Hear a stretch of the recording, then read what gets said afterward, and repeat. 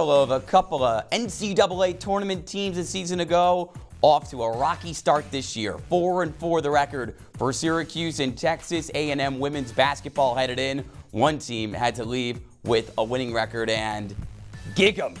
It was the Aggies, 57-45, thumbs down for Felicia Leggett-Jack and company. An anemic offensive performance, and we're ready to break it all down on Orange Press Pass.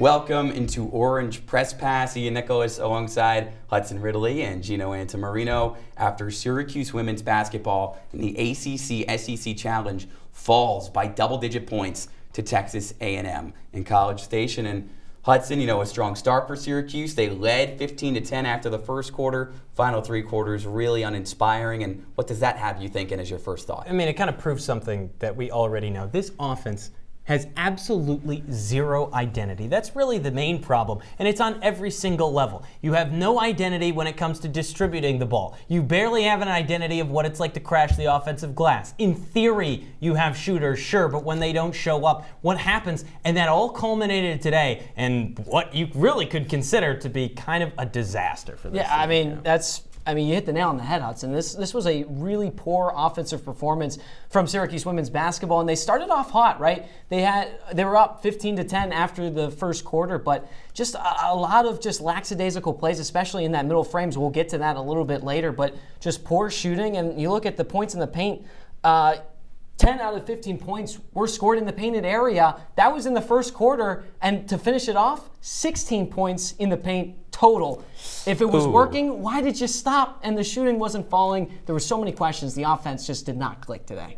45 points for Syracuse offensively. They came into the night averaging 77 a game. So let's see how it looked. How did Syracuse's offense pretty much shut down against Texas A&M down in College Station? Just the fourth ever meeting between the Orange and the Aggies. And the Aggies, well, they looked unfamiliar with Georgia Woolley. And this offense early on, Syracuse scores the first bucket. And then Kira Scott, one of the few bright spots, Hudson, for the Orange on the game. Exactly. Kira Scott has been doing that consistently now, a couple of double-digit point games over her last 5. She's shown up when the rest of the offense hasn't. So the Orange, even after that bucket from the Aggies, lead by 5.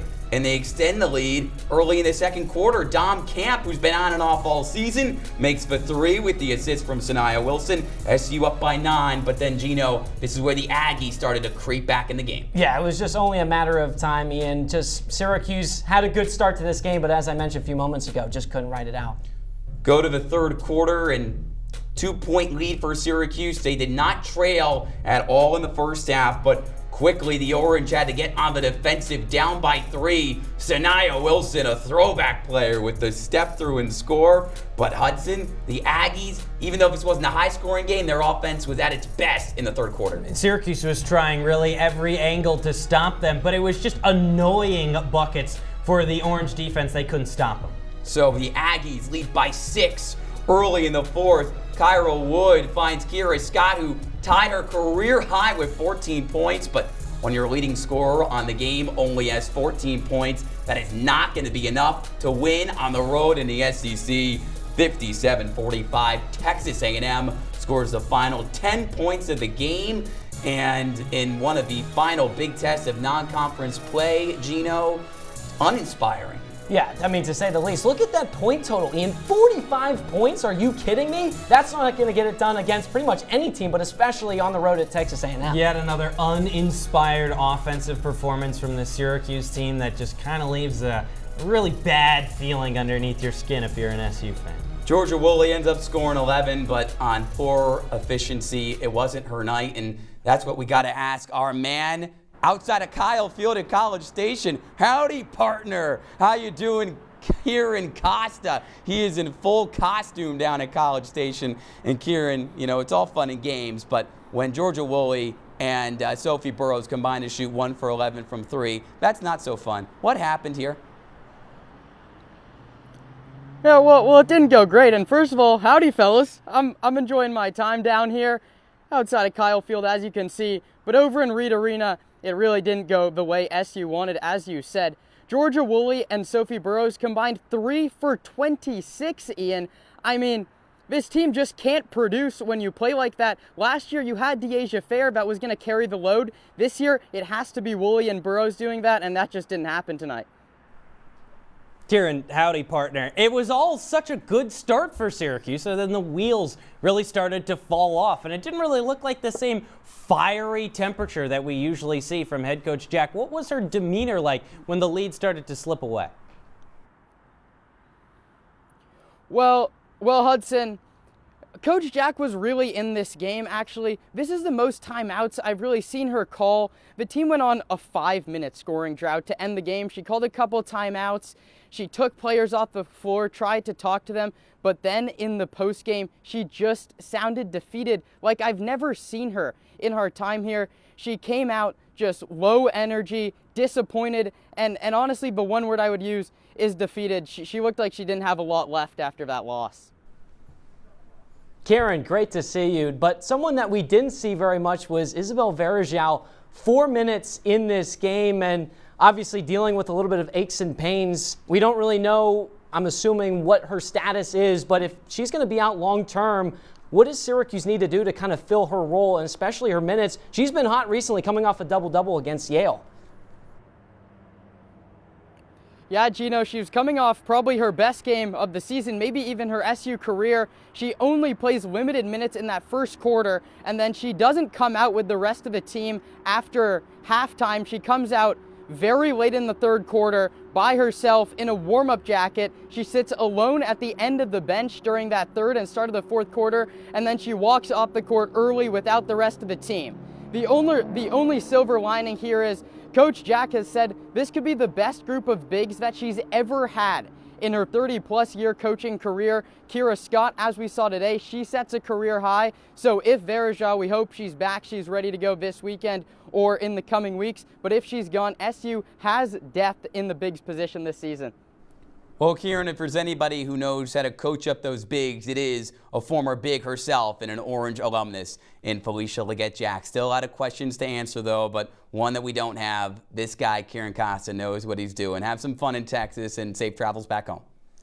We've still got a lot more to talk about on Orange Press Pass. When we come back, we will dive into the sluggish offensive performance and specifically MIA for Sophie Burrows. You see her right there, doink, off the back of the iron. But why? We'll tell you on OPP.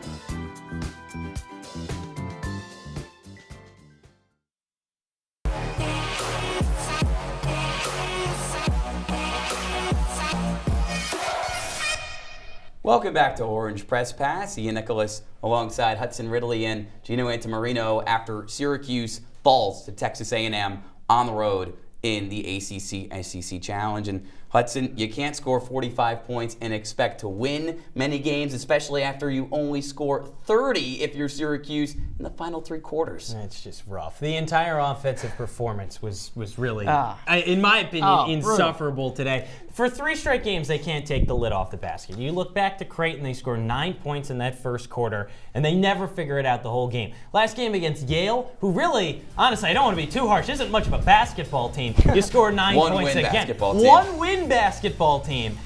You don't do well there. And now, today, sure, you have a good start, and then it all falls apart. without enough, this team doesn't have enough leadership in terms of the scoring, and they are not a talented enough team down the list where they can be a score-by-committee team. And you saw it here today with the issues arising with that, because if you rely on some of your players like Georgia Woolley, who can be inconsistent, Sophie Burrows, who can be massively inconsistent, then everything just goes in. Absolutely. The shooting was such a problem today, Hudson. 27% from the field tonight's game, 18% from three, even 8 for 12 from the free throw line.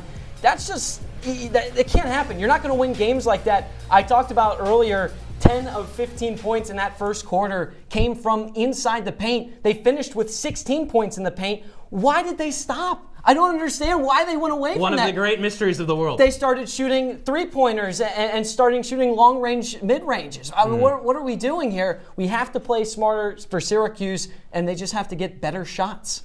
I mean, today's era of basketball, if you're relying on deep twos for your offense, you know you are in a bad spot. Somebody who usually shows off a range from distance, Sophie Burrows, not only the best three-point shooter, Gino, on the Syracuse team headed into this game, one of the best in the conference. You want to talk about double lids and not being able to see the basket straight. Just uncharacteristically bad tonight from Burrows. Yeah, 36 minutes of action too, Ian. I mean, that's and really 0 bad. points. 0 points. 0 for 9 from the field. 0 for 5 from 3. Ooh. And that's her bread and butter, right? That's her game. If she can't hit threes, then where is this team going to generate those long distance shots? As you can see there, I mean, not even close, Hudson. Yikes. I'm not a good shooter. She's hitting the rim better than I could. You know when LeBron said, I got poked in the eye, I saw 3 rims, I shot for the middle one. I think she was shooting for the right one or the left one, because it was never really connecting for her. In all honesty, I do think that Sophie Burrows now creating her own shot is a lot better than what we had seen in the past, because she used to be a spot-up shooter, and you didn't really know where the consistency lied.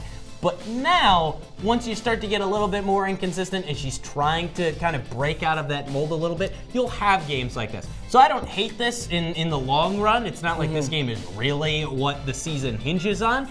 But if you go 0 for 9, it's a little worrying. Yeah, as you can see those numbers right there. But I also want to point out Sophie Burrows, no free throws in this game, no assists. If she's not scoring, we talked about how she needs to kind of get in the action. If she's not scoring, she's got to find a different way to either put the ball in the basket or other ways that she can get her hands on the game. Now, she did have 8 rebounds, which was good, but whoa! Guess how many second Hey, chance well, you points? asked her to Do make the an math. impact on the 0. game. Yeah, that is true. Again, 0 second chance points if you want to do the math there with scoring 0 points. So I think overall, it's good that she is taking her own shots, but my goodness, she's got to hit them at a higher clip. Yeah, I'm just curious to see where does that three-point percentage for her end on the year, because only a 27% shooter last year, although we all knew she was better than that. This year she showed the maximum ability at 51% headed into the game. But reality is going to start to Water set in for has her. to find its level. Regression to the mean. That's Yeah. a big boy term that we'll use there. That makes some sense. Syracuse was in this game, right? Texas A&M Hudson scores the final 10 points of the game, makes the final score look a little worse than it actually was. The second quarter has usually been Syracuse's kryptonite on the year. Tonight, it was the third quarter where things fell apart. Exactly, but the main source of this is always the middle of the game. And I think that's the main problem with this team, is that if they can't connect in the middle of the game, it's going to start slipping away from you ever so slowly. And Gino, my big worry down the stretch is once you get to teams that are actually good, no slight to Texas A&M, but they're 4-4. This is not a world beater team. When you get to teams that are actually good, if you slip in those middle quarters just a little bit, they'll punish you way harder than what the final score was today. Yeah, as you can see, falling asleep at the wheel indeed. And Hudson, you used an analogy earlier. I want to use one as well. This game was like a mud sandwich. The bread was that first and fourth quarter, only getting outscored by 4 in the fourth quarter and winning that first quarter battle. But that second and third quarter was just tons of mud. The more bread you have, the less mud you got to taste. And Syracuse tasted a whole lot of mud in this game, Hudson. I love that, Gino. I love that. Yeah, I think the other thing, too, about this team is once they got down, they got a little bit uninspired. We use that a lot. Uninspired. But if you look at the offensive sets that they have, they were just a little bit sluggish. No one looked fully into the game, and I think that reflected on the shooting, but you do have games where, sure, they play a little bit uninspired and they still shoot well. This was just a culmination of both problems really coming to a head. In that third quarter, too, SU gave up a 6-0 run to Texas A&M to start the frame. That's going to put you behind. And then it was a free throw from Kyra Wood about 3 minutes into that frame before they finally scored points on the board. 0 for 7 from the field goal in that third quarter to start things off for Syracuse. They didn't score their first field goal of that frame until halfway through. So just a lot of problems, Hudson, from shooting-wise, especially in that third quarter and defensively. That's for sure. One of the Syracuse players who Gino actually did find the back of the basket tonight, Kiran Scott, true freshman on the road. You got to remember a 4-star recruit who, has been criticized at points by some of her teammates and Felicia Leggett-Jack for failing to make an impact on the game outside of scoring. Well, tonight she scored, right? 14 points on 6 of 13 from the field, tying her career high in just her second collegiate start. And remember, the last time she scored 14 points, it was against Niagara. And although the Purple Eagles love the press, that's a team that Syracuse scored over 100 points against. Texas A&M, a step up in competition. So I know uninspired has been a crutch word for us tonight, but if there's anybody who gives Syracuse a little bit of hope on the offensive end moving forward, it is our Orange Press Pass player of the game, Kiran Scott. Afterwards, we're going to play a little game, and yeah, it might be early in the season, but Syracuse is below 500, and they're about to play a top 10 Notre Dame team, so you know what that means. Panic meter. How much are we panicking on Felicia Leggett-Jack and her crew? We'll tell you on the other side.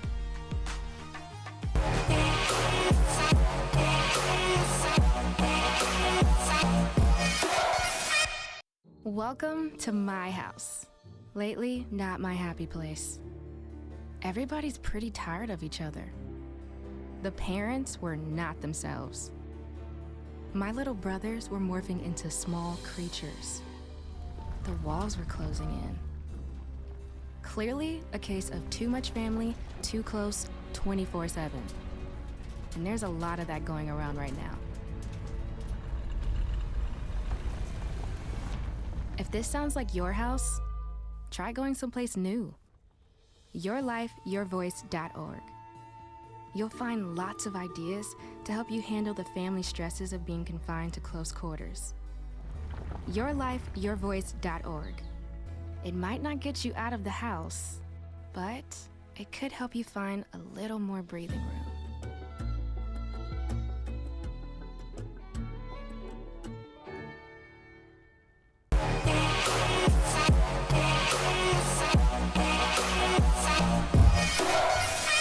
Welcome back to Orange Press Pass. Ian Nicholas alongside Hudson, Ridley, and Gino Antimarino as we still break down a 57-45 loss for Syracuse women's basketball on the road against Texas A&M. And 45 points can only mean one thing, Hudson.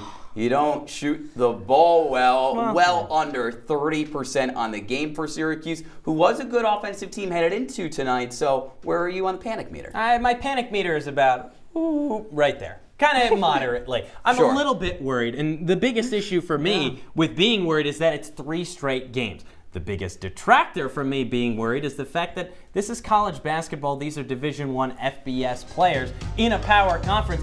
Sometimes they're going to have bad games, but Sophie Burrows won't always go 0 for 5 from 3. Georgia Woolley won't always go 1 for 6 from 3. You will get extra help. Now it comes, okay, who else is going to step up and become that shooter or other shooters that can reasonably be relied on? Yeah, absolutely, Hudson. You know what? In my opinion, I'm not all that panicked. 40% shooting coming into this game. Now, you mentioned kind of a little bit of a bad track record heading into this game as well, but you mentioned, is Georgia Woolley and Sophie Burrows going to continue to struggle? I can tell you they can't have 1 for 11 from three-point range. They need someone to knock down shots from distance. Looking at the numbers on your screen right there, yeah, I mean, it's not good for Syracuse. They need to figure things out. 3 against Yale, 17% tonight. That's my Texas biggest A&M. worry. That's my biggest worry is the three-point shot. In terms of overall field goals, I think they can get it done in the paint, close in around the basket, but threes is where their biggest trouble is. I mean, my biggest question is if it's not Sophie Burrows hitting the threes, then who is it, right? It wasn't her tonight. She goes 0 for 5 from 3, and Syracuse has its second worst shooting performance of the year, only behind the game previously against Yale, which, as we talked about, when you play Yale, you're going to win even if you can't find the back of the basket from 3. Yeah. Syracuse today, ultimately, something they didn't do well was, distribute the ball, right? And Gino, this has been an issue all season long for Syracuse. Without De'Asia Fair, it's been Liv Schmidt, it's been Dom Camp, and it's been Angelica Velez, and it's been, they don't have an answer there. Yeah, 5 different starting lineups for this Syracuse team up until this point in the season. Felicia Leggett-Jack is really trying to find who she can put in the backcourt and kind of be that #1 ball handler, that facilitator, as you mentioned, Ian. 16 points combined from the guards today, Hudson. 45 overall points obviously is not great, but when you're only getting 16 from your guards, that's a problem. And you see the few of them right there.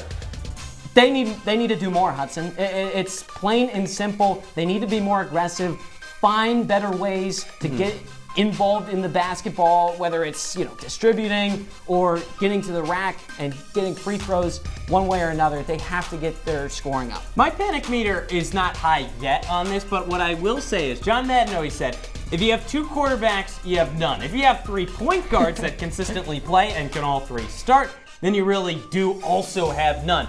I think the thing that keeps me from being concerned at this point is they've all shown flashes. Angelica Velez has been weak on the offensive end, but occasionally she'll put up good assist totals. She did that tonight. She led the way with that. Olivia Schmidt is a freshman, but from what we've seen from her, in years to come, she will be good because she's cerebral, she's aggressive, and she plays a good style of basketball that fits Jack's program. But with Dominique Camp leaving after this year, she's been the one who's kind of shown the most at this point in the season, but still not enough to get to a point where I would be comfortable with. Exactly. So I'm not concerned, but boy, you give it a little bit more time, I will be there. Yeah, absolutely. There's just so many question marks, as you mentioned. Who's going to be the #1 facilitator? You mentioned there's some potential on the way, but some players also leaving. Who's going to step up? De'Asia Fair left a big gap in the Syracuse The one team. good thing is, if you want to go back to Mizzou, 3 players had 7 assists in that game, which is the first time 6 or more assists from 3 players in the FLJ era. So I think there are some good things to look at specific teams, but Mizzou's a dumpster fire, and you look at the full scope of this, it just does not look good. Sure, I mean, Mizzou, another SEC team, but definitely more towards the cellar of a conference than Texas A&M, who made the big dance a year ago. And I think the weirdest part of that whole back and forth you guys had is, what was it, you that said Liv Schmidt was the point guard of the future? Yeah. She's the one that's playing in the crunch time minutes right now. That is true. She might be the point guard of the modern era. So what is Dom Camp supposed to do? She's a 6th-year senior who's barely playing when her team needs her the most. It just doesn't seem like they have a clear veteran, even though they have one that they trust in the big moments. And 5 different starting lineups, as I said, as you were talking about. And they haven't even played 10 games yet. Yeah. Game number 10 is against team number 10 in the country, Notre Dame. Felicia Leggett-Jack, she had success, Hudson, against this Notre Dame team a season ago, picked up 2 wins against Niele Ivey and company, so headed into this big game. And after a great year for Syracuse women's basketball, is your confidence in FLJ deteriorated a little bit after his 4-5 start? I think it'd be pretty easy to say so, but I will say, no, it hasn't deteriorated. Oh, come on. The reason being is because FLJ last year, you had De'Asia Fair, and that's who you could lean on, and now you kind of have to figure out a different team. The recruits that she brought in, the transfers that she brought in, are not all that they were cracked up to be at the beginning. No slight to Angelica Velez or Shai Hawkins, but they really have not lived up to that billing. And so now, when you're trying to figure out this team and put the pieces together, it's going to take a little bit of time. Notre Dame is going to be ugly. No ifs, ands, or buts about it. But right now, for the future going forward, I'm not panicked about Felicia Leggett-Jack. Sure, this year might suck, but in years to come, I think there will still be an uptick. Hudson, I'm pretty panicked. I'm pretty panicked, Hudson, okay? Because listen, her whole kind of mojo is off. When you see her in the press conferences, she's swearing in press conferences? What is this, Ian and Hudson? I was there. It was really weird. And she just seems frustrated. She seems fed up. And that's kind of that, oh my gosh, does she have things under control? And that's when you kind of start asking questions. Now, I know there's a lot of moving pieces, but her as the head coach, she needs to figure it out ASAP. Yeah, I think I would be frustrated too, though. If my team continued to shoot this poorly, game in and game out, that would be a frustrating thing now. I'll say one thing. Felicia Leggett-Jack has been around the block. She was at Buffalo for a long time. She won before she had the age affair there. She won after. She did. So for anybody saying, and I appreciate you guys not bringing up her name once in that conversation, because the age affair is still the name you think about with this program, FLJ got it done with and without her. But now they got to play Notre Dame, and that's actually our next Orange Press Pass. But we still have a little bit more OPP for you today. We'll talk about that Notre Dame matchup. We'll talk about the other ACC SEC matchups on the other side.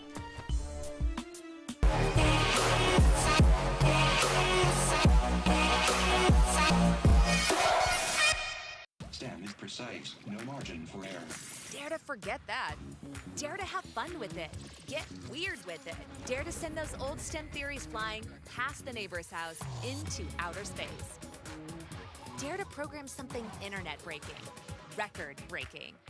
Dare to blow their minds. Dare to learn the difference between sedimentary and metamorphic rock. Go find those rocks. Dare to keep daring. Dare to STEM. Check out She Can STEM to get started.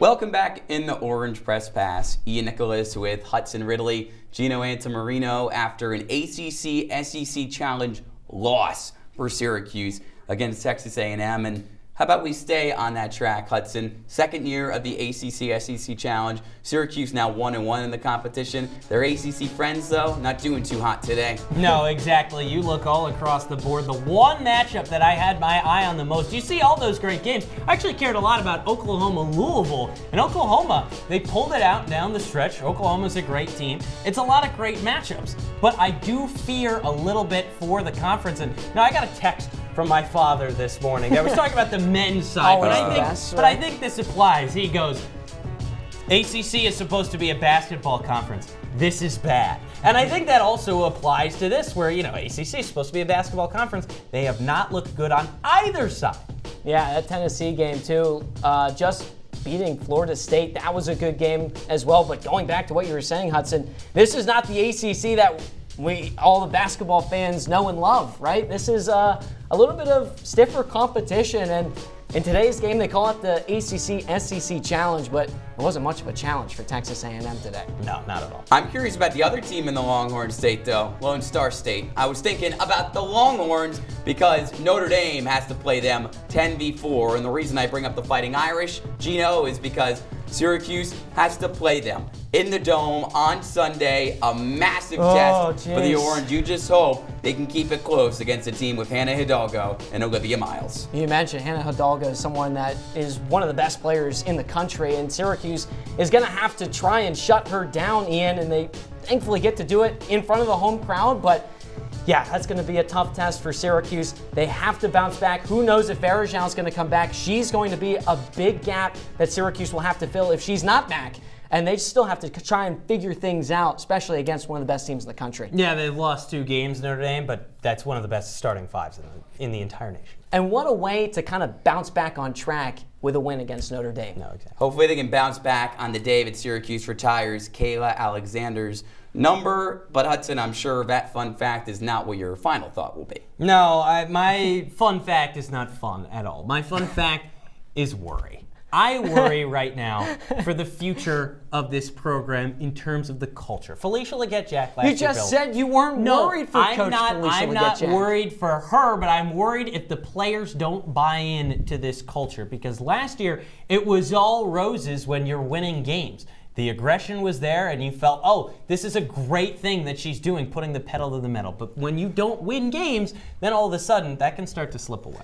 Yeah, I would say Syracuse needs an anchor. They really need to find it. Who's going to be their go-to scorer? Right now, Woolley's inconsistent. Burrows, as we just saw, didn't hit anything today. Varejao, who knows? Who's going to step up and fill that role for Deasia Farrow when Syracuse needs a bucket, especially in the clutch? Who's going to go out there and get it? That's going to be the biggest question. All-Americans do not grow on trees. Syracuse learning that the hard way right now. The Orange only score 45 points. They lose by 12 to Texas A&M. Alongside Hudson, Ridley, Gino, Antimarino, and for the rest of our Orange Press Pass crew, Ian Nicholas signing off for now. We'll see you over the weekend. Syracuse and Notre Dame men's hoops on Saturday.